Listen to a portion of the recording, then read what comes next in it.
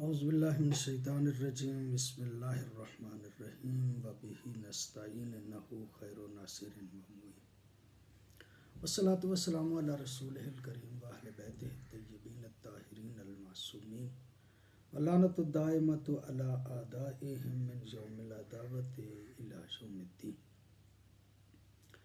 اما بعد فقد قال اللہ تبارک و تعالی فی کتابہ الحکیم بسم اللہ الرحمن الرحیم ان الدین عند اللہ الاسلام. اللہ کے نزدیک اگر کوئی دین ہے تو وہ دین اسلام ہے، اور دین اسلام کو علماء نے دو حصوں میں منقسم کیا، اصول دین اور فروعات دین. اصول دین کی بحث کو ہم شروع کیے ہوئے ہیں، اور اصول دین کی بحث کو شروع کر کے توحید کے حوالے سے گفتگو آپ کی خدمت عالیہ میں مسلسل پیش کی جا رہی ہے. صفات ثبوتیہ، ہم نے اس بات کو عرض کیا کہ اللہ رب العزت کی صفات، جن کو صفات ثبوتیہ کہا جاتا ہے، در حقیقت ان کو پہچانا جاتا ہے ان کی ضدوں کے ساتھ. یعنی اگر ہم یہ کہتے ہیں کہ اللہ قادر ہے تو اس کا مطلب یہ کہ وہ عاجز نہیں ہے، اور اگر ہم یہ کہتے ہیں کہ اللہ عالم ہے تو اس کا مطلب یہ کہ وہ جاہل نہیں ہے. ورنہ اللہ کی صفات جو ہیں ان کو حقیقی معنوں میں پہچاننا انسان کے بس میں نہیں ہے. بلکہ یوں عرض کروں کہ اللہ رب العزت کی کنہ ذات کو بھی نہیں سمجھا جا سکتا، اور اس کی صفات کی حقیقت کو بھی ہم نہیں سمجھ پاتے. بس اپنے ہے وہ، جیسا کہ ہم نے عرض کیا کہ ہے وہ اوضح الواضحات. اس اوضح الواضحات کی صفات کو زیر بحث لائے ہوئے ہیں، اور ہم نے گزشتہ اپنے پروگرام میں یہ عرض کیا تھا کہ اللہ رب العزت قادر ہے. آج جس چیز کو عرض کرنا چاہ رہے ہیں وہ یہ ہے کہ اللہ رب العزت مختار ہے. مختار کا معنی یہ کہ اللہ رب العزت جو کام بھی کرتا ہے ارادہ و اختیار سے کرتا ہے. کوئی مجبوراً اس سے کوئی کام نہیں ہوتا، اور نہ ہی کوئی مجبوراً اس سے کوئی کام کرواتا ہے. وہ مضطر نہیں ہے، مجبور نہیں ہے. کسی حوالے سے بھی اس کے ساتھ یہ نسبت دینا کہ وہ مجبور ہے، مضطر ہے، پریشان ہے، اور وہ کسی کام کرنے کے حوالے سے اس کو اضطرار ہے، یہ کیفیت اللہ رب العزت کے بارے میں تصور نہیں کی جا سکتی.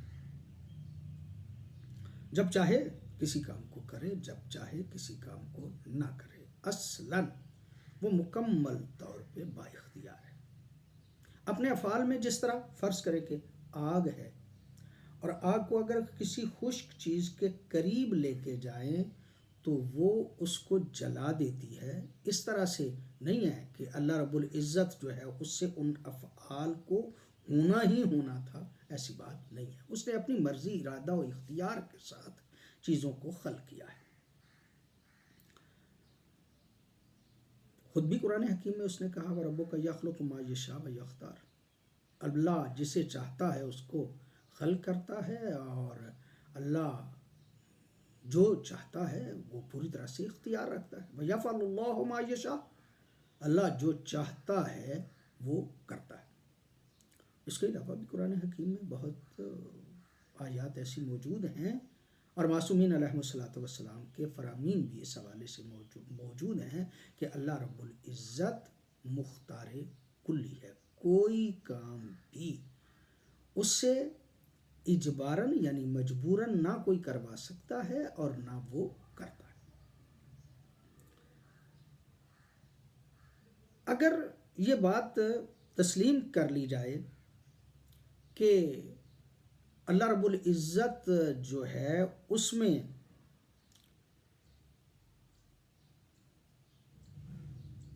مجبوری آ جاتی ہے، تو اس کا مطلب یہ کہ خالق حقیقی یا تو عاجز ہے یا اضطرار رکھتا ہے تو یہ نقص ہے۔ کسی قسم کا عجز پایا جانا یہ بھی اس میں نقص ہے، اور کسی قسم کا اضطرار پایا جانا وہ بھی اس ذات میں نقص ہے، اور اللہ رب العزت میں کسی قسم کا کوئی نقص نہیں پایا جاتا۔ بعض اوقات کہا جاتا ہے کہ اگر یہ تسلیم کر لیا جائے کہ اللہ کے فعل جتنے بھی ہیں وہ مجبوراً ہیں، یعنی اس سے جس طرح آگ کسی چیز کو جلا دیتی ہے، ایسے ہی اگر اللہ رب العزت کے افعال ہوں تو دو چیزیں لازم آئیں گی، یا قدم العالم یعنی یہ کائنات جو ہے یہ بھی قدیم ہے، یا ایک اور چیز لازم آئے گی کہ اللہ رب العزت بھی حادث ہے۔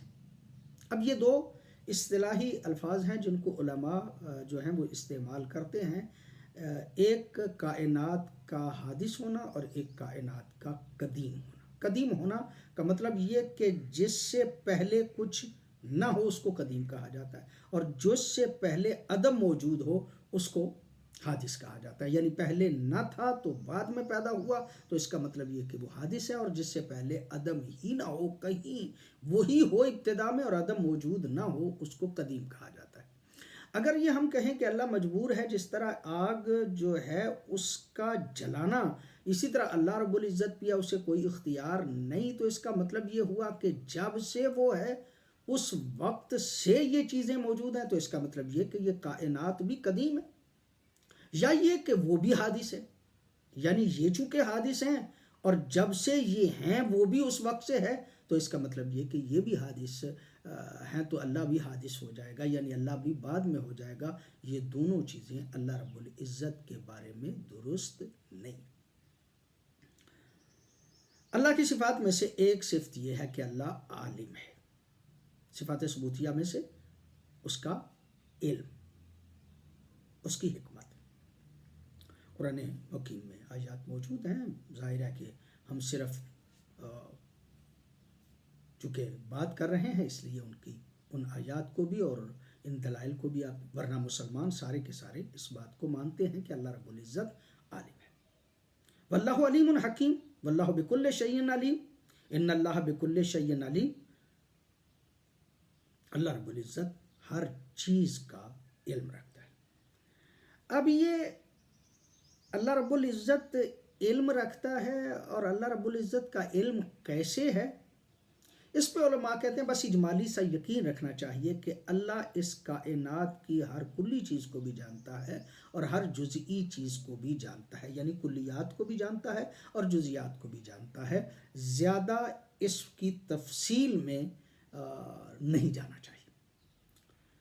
اس دور کے لوگوں نے پہلے بھی بہرحال فلاسفہ نے اور علم کلام والوں نے علم کے حوالے سے اس کی تقسیم کرتے ہوئے کہا کہ ایک علم جو ہے وہ علم حضوری ہوتا ہے اور ایک علم علم حصولی ہوتا ہے۔ دو اصطلاحات چلتی ہیں۔ علم حصولی کا مطلب یہ کہ حصول و صورت الشیء فی العقل، کوئی چیز آپ نے دیکھی، اس کی صورت آپ کے ذہن میں آ گئی تو اسے کہتے ہیں حصول، یہ حصولی علم ہے۔ یعنی فرض کریں کہ آپ نے سیب دیکھا ہے اور پھر بعد میں سیب آپ کے سامنے موجود نہیں بھی ہے، تو آپ اس سیب کی شکل آپ کے ذہن میں آ جاتی ہے، یہ اس سیب کے بارے میں آپ کا علم حصولی ہے۔ اور حضوری علم یہ ہے کہ سیب کو خود آپ کے سامنے پیش کر دیا جائے کہ یہ سیب ہے، تو یہ اس کا علم حضوری ہے، یعنی وہ چیز بذات ہی آپ کے سامنے حاضر ہے۔ آیا اللہ کے سامنے یہ ساری چیزیں حضوری ہیں یا حصولی ہے اللہ کا علم؟ تو علماء فرماتے ہیں اس بحث میں پڑھنے کی ضرورت نہیں ہے، بس یہ یقین کر لیا جائے کہ اللہ ہر شے کا عالم ہے۔ تفصیلات میں حصولی و حضوری کی تقسیمات میں جا کے نہ لوگوں کو پریشان کرنا چاہیے اور نہ خود پریشان ہونا چاہیے، بس اجمالی سا علم ہونا چاہیے کہ اللہ رب العزت کائنات کی ہر چیز سے آگاہ اور جانتا ہے۔ حکمت کے بارے میں وضاحت علماء فرماتے ہیں کہ حکیم وہ ہوتا ہے، یعنی حکمت وہ ہوتی ہے کہ وضع الاشیاء فی محلها، کسی چیز کو اس کے مقام پہ رکھنا یہ حکیم کا کام ہے، یہ حکمت ہوتی ہے۔ وضدہ الظلم، اور اس کی ضد جو ہے وہ ظلم۔ बास कहते हैं कि हिकमत का माना यह है कि इल्म बिल अशिया कमा हिया अलैहि, यानी चीज़ों को उसी हैसियत से जानना कि जैसे वो है, और इसकी जिद जो है वो जहालत है। बास कहते हैं कि तरकुल कभी अल्लज़ी हुवल इखलाल बिल वाजिब, हिकमत ये है कि कभी को छोड़ दिया जाए, क्योंकि अगर कभी किया जाए तो इसका मतलब ये हुआ कि एक काम ऐसा किया गया है कि जो हिकमत के खिलाफ था। और बाज़ कहते हैं कि हकीम वो होता है कि जो अफजल अशिया को अफजल उलूम के साथ जानता हो, वो हकीम। खालिक हकीकी हर चीज़ को जानता है। अफजल उलूम बे अफजल अशिया, यानी उसका इल्म जो है वो वाक़अन हर तरह से कमाल मुतलक है, वो हर चीज़ को जानता है। मौला इमाम रज़ा अलैहि, वैसे तो सारे मासूमीन अलैहिस्सलातु वस्सलाम के फरामीन जो हैं वो मौजूद हैं, लेकिन यहाँ पे आज हम मौला इमाम रज़ा अलैहिस्सलातु वस्सलाम का एक फरमान जो है वो आपकी खिदमत में अर्ज़ करना चाह रहे हैं। फरमाते हैं मौला अपनी दुआ में, सुबहान मन खलकल खल्का बेकुदरते, पाक है वो ज़ात कि जिसने सारी मखलूक को अपनी कुदरत के साथ खल किया है। वह अतकन मा खलका बेहिकमते, और मजबूत किया है उसने हर उस चीज़ को कि जिसको उसने खल किया है अपनी हिकमत के साथ। हर चीज़ को मजबूत किया है अपनी हिकमत के साथ, अपनी कुदरत के साथ खल किया है, अपनी हिकमत के साथ उन चीज़ों को मजबूत किया है। ववाज़ा कुल्ल शैइन मिन्हु मौज़िआ बिइल्मिही, और अपने इल्म के साथ हर चीज़ को उसके मकाम पे रखा है। अल्लाह रब्बुल इज़्ज़त ने हर चीज़ को उसी के मकाम पे जो रखा है, अपने इल्म के ज़रिए से रखा है। मासूम इरशाद फरमाते हैं, सुबहान मन यअलमु खाइनातुल आयुन व मा तुख्फिस सुदूर, पाक है वो ज़ात कि जो हर चीज़ को जानती है, जिसे आँखें छुपाती हैं और दिल जो हैं वो भी उनको छुपाते हैं। मासूम इरशाद फरमाते हैं, वलैसा कमिस्लिही शै, और उसकी मिसल कोई चीज़ नहीं है। वह वस्समीउल बसीर, वो समी भी है और वो बसीर भी है। अल्लाह ताला का इल्म क्या है, अल्लाह ताला की हिकमत क्या है। अल्लाह ताला की इल्म व हिकमत को अगर जानना हो तो इस कायनात के ज़र्रे ज़र्रे पे गौर किया जाए तो उसके इल्म का भी पता चलता है, उसकी हिकमत का भी पता चलता है। कोई कायनात की एक चीज़ देख लें, जितनी उसमें आप दिक्कत करते जाएंगे उसके इल्म व हिकमत का उतना ही ज़्यादा पता चलेगा। साइंस इस वक्त जितनी तरक्की कर रही है, उस तरक्की को आप यूं समझ सकते हैं कि अल्लाह की हिकमत और दानाई जो है उसको समझने की एक छोटी सी कोशिश है। बाज़ उलमा ने इस हवाले से फरमाया कि ये फूल जो पैदा होते हैं, ये दर हकीकत इसकी भी एक वजूह, एक तरीका है, एक इल्म नबातात वालों ने इसकी वजाहत की है कि ये फूल ऐसे नहीं पैदा होते। कुछ अल्लाह रब्बुल इज़्ज़त ने ऐसे छोटे छोटे परिंदे, छोटे छोटे यूँ समझिए कि जो है वो उड़ने वाली चीज़ें जो है वो पैदा की हैं कि जो एक फूल पे बैठती हैं और दूसरे फूल पे जाके बैठती हैं, एक जगह से उड़ के दूसरे जगह पे जाके उड़ती हैं और जाती हैं। यही उनका आना जाना।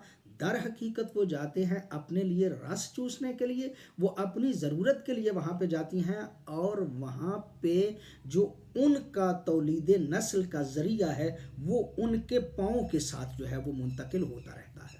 कहते हैं कि ये चीज़ें जितनी भी हैं ये उसी वक्त से हैं कि जब से ये फूल हैं, और फूल उसी वक्त से हैं कि जब से ये चीज़ें हैं। ये अल्लाह रब्बुल इज़्ज़त की हिकमत है। अल्लाह रब्बुल इज़्ज़त ने हर चीज़ में एक मुनज़्ज़म, और इसे उलमा जो है वो दलील नज़्म के तौर पे याद करते हैं कि कायनात की हर चीज़ को आप देखें तो यकीनी तौर पे मुनज़्ज़म व मरबूत है। सूरज, चाँद, इनका चलना साइंसदान बता देते हैं कि फ़लाँ दिन सूरज ग्रहण लगेगा, फ़लाँ दिन चाँद ग्रहण लगेगा, इसलिए कि वो अल्लाह की उसी हिकमत और उसके इल्म को किसी हद तक जान जाते हैं, आगाह हो जाते हैं। आज के प्रोग्राम से मोहम्मद असगर यज़दानी को इजाज़त दीजिए। वस्सलामु अलैकुम वरहमतुल्लाहि वबरकातुहू।